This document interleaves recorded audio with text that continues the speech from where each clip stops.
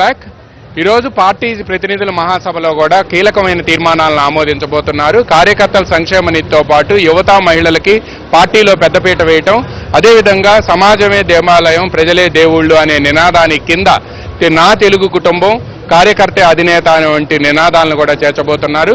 వీటన్నిటినీ కూడా సీనియర్లుగా పార్టీకి సంబంధించిన సీనియర్లుగా ధూళిపాళ్ల వీరయ్య చౌదరి దగ్గర నుంచి వాళ్ళ తనయుడుగా ఉన్న ధూళిపాళ్ల నరేంద్ర, పార్టీకి సంబంధించిన senior MLA, president second dairy చైర్మన్తో పాటు పొన్నూరుకు సంబంధించిన సీనియర్ ఎమ్మెల్యే, సీనియర్లు దీన్ని ఎలా రిసీవ్ చేసుకుంటారనేది కూడా మనం ఆయనతో మాట్లాడి తెలుసుకుందాం.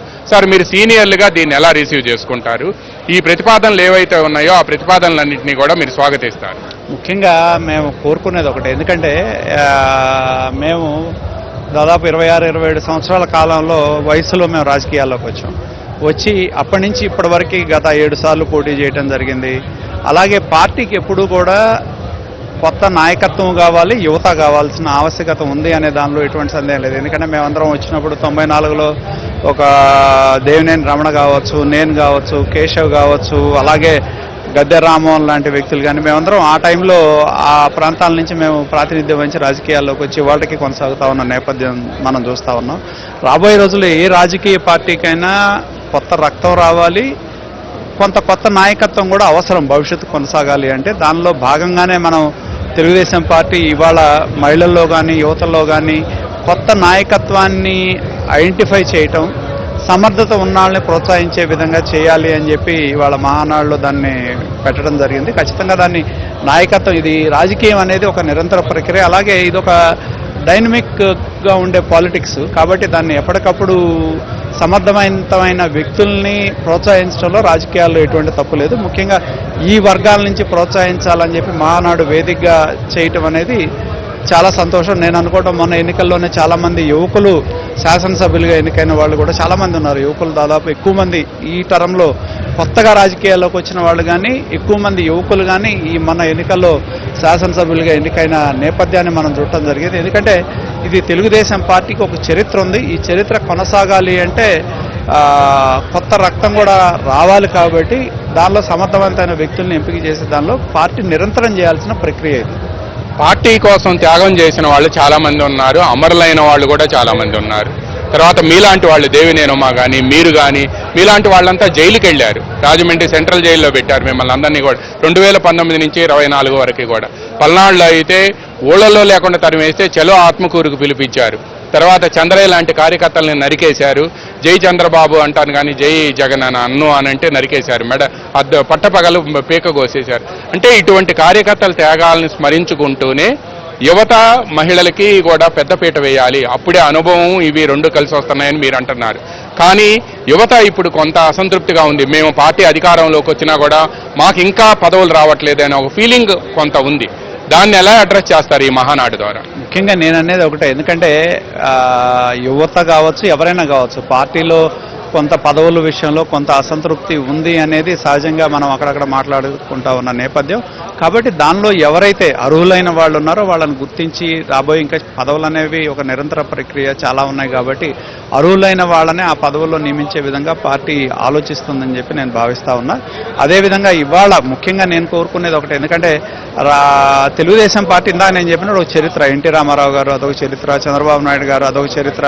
చంద్రబాబు గారు ఉన్నప్పుడు మేము అధికారాన్ని చూసాం, అధికారాన్ని కోల్పోవడం జరిగింది. కాబట్టి అధికారం కోల్పోయినప్పుడు ఎన్నో ఇబ్బందికరమైన పరిస్థితులు కూడా పార్టీ చూడటం జరిగింది. అటువంటి దానిలో కూడా పార్టీ నాయకత్వం ఎప్పుడు చంద్రబాబు నాయుడు గారు, నేను కావచ్చు, మిగతా లీడర్లు అరెస్ట్ అయినప్పుడు కూడా ఆయన అర్ధరాత్రి పూట వరకు ఏంటనేది కుటుంబ సభ్యులతో మాట్లాడటము, స్థానికంగా ఉండే పార్టీ నాయకులతో సమీక్ష చేయటము, అలాగే మరి చిత్తూరులో పెద్దిరెడ్డి దాడి చేసినప్పుడు ఎంతోమంది కార్యకర్తలు ఇల్లు వదిలిపెట్టి వెళ్ళిపోయారు, వాళ్ళందరినీ కేసుల గురించి సమీక్ష చేయటము, ఎప్పుడు కూడా ప్రతిపక్షంలో ఉన్నప్పుడు నిద్రపోకుండా కార్యకర్తలను కాపాడుకునే విధంగా పనిచేసిన విధానాన్ని కూడా మనం గుర్తుంచుకోవాల్సిన అవసరం ఉంది. కాబట్టి అధికారం వచ్చిన తర్వాత ఎవరైతే ఆ కార్యకర్తలు ఇబ్బందులకు గురయ్యారో, త్యాగాలు చేశారో ఖచ్చితంగా వాళ్ళకు గుర్తించడం కానీ, వాళ్ళకు కావాల్సిన సహకారాన్ని సహాయాన్ని చేయటం కానీ పార్టీ చేయాల్సిన ప్రధానమైన బాధ్యత. దానిలో పార్టీ ముందుంటుంది, నారా లోకేష్ గారు ముందుంటారని చెప్పి నేను భావిస్తాను. నేషనల్ వర్కింగ్ ప్రెసిడెంట్గా లోకేష్ను ప్రతిపాదించాలి అని జిల్లా మినీ మహానాళ్ళు అన్నింటిలో కూడా తీర్మానాలు చేశారు. ఇక్కడేమైనా చేయబోతున్నారు? ఈరోజు నేషనల్ వర్కింగ్ ప్రెసిడెంట్గా ప్రపోజ్ చేయబోతున్నారు. ఎందుకంటే ఇక్కడ మనం ఆలోచిస్తే ఏంటంటే ఇప్పటికీ మనం జిల్లా మహానాడులో చూడటం జరిగింది. పార్టీకి చంద్రబాబు నాయుడు గారు తర్వాత ఒక నాయకత్వం అనేది అవసరం అనేది పార్టీలో అవసరం అనేది కార్యకర్తలు భావించిన నేపథ్యంలో చాలా మినీ మహానాడుల్లో మరి వర్కింగ్ ప్రెసిడెంట్గా నియమిస్తే బాగుంటుంది నారా లోకేష్ గారిని అనేది మరి కొన్ని మహానాడుల్లో కూడా మినీ మహానాడులో జిల్లాల్లో తీర్మానం చేయడం జరిగింది. ఖచ్చితంగా ఎందుకంటే నాయకత్వానికి ఎప్పుడు కూడా బాధ్యత తీసుకునే వాళ్ళు ఉంటారో ఎటువంటి తప్పు లేదు. దానిలో నారా లోకేష్ గారు తన యొక్క పాదయాత్ర ద్వారా మరి 3400 కిలోమీటర్లు ఆ రోజు నడిచి కార్యకర్తల మనోధైర్యాన్ని నింపి అధికారం రావడంలో ప్రధాన భూమిక పోషించారనే దానిలో ఎటువంటి సందేహం లేదు.